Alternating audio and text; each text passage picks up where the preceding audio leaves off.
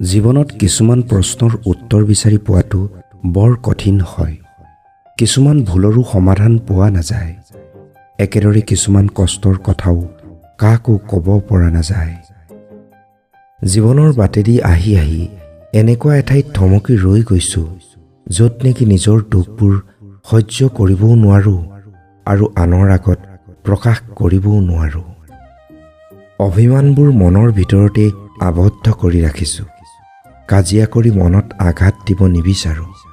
এদিনটো নিজেই বুজি পাবা মোৰ অভিমানৰ ভাষাবোৰ। ভাঙি পেলোৱাটো অতি সহজ, কিন্তু গঢ়াটো বৰ কঠিন। কষ্ট তেতিয়াই হয় যেতিয়া সুন্দৰকৈ গঢ়া সম্পৰ্ক এটা নিমিষতে শেষ হৈ যায় বা সম্পৰ্কটো ভাঙন সৃষ্টি হয়। পাহৰিব বিচৰা হ'লে বহু আগেয়ে পাহৰিব পাৰিলোঁ হয়।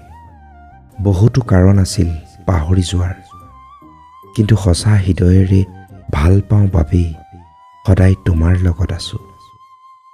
কিছুমান মানুহ সাপতকৈও বেছি বিষাক্ত।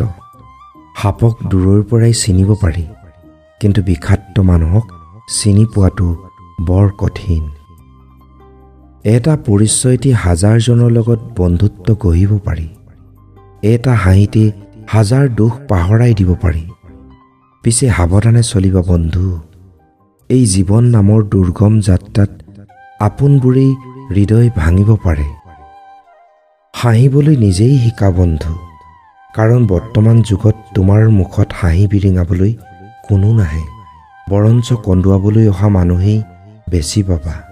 সেয়ে মানুহৰ লগত সম্বন্ধ ৰাখিবা, কিন্তু কাৰো আগত জীৱনৰ সকলো কথা খুলি নকবা। সম্পৰ্ক এটা গঢ়ি উঠিবলৈ সময় আৰু ধৈৰ্যৰ প্ৰয়োজন, আৰু প্ৰয়োজন দুয়োজনৰ মাজত সঁচা আন্তৰিকতা, যি প্ৰকৃততে এজনে আনজনক নিজতকৈও বেছি ভাল পাব পাৰে। তোমাৰ লগত যাৰ কোনো স্বাৰ্থ নাথাকে, হৃদয়ৰ গভীৰতাৰে যিয়ে তোমাৰ লগত সম্বন্ধ গঢ়ে, তেনে সম্বন্ধ কেৱল ভাগ্যৱান লোকেহে পায়।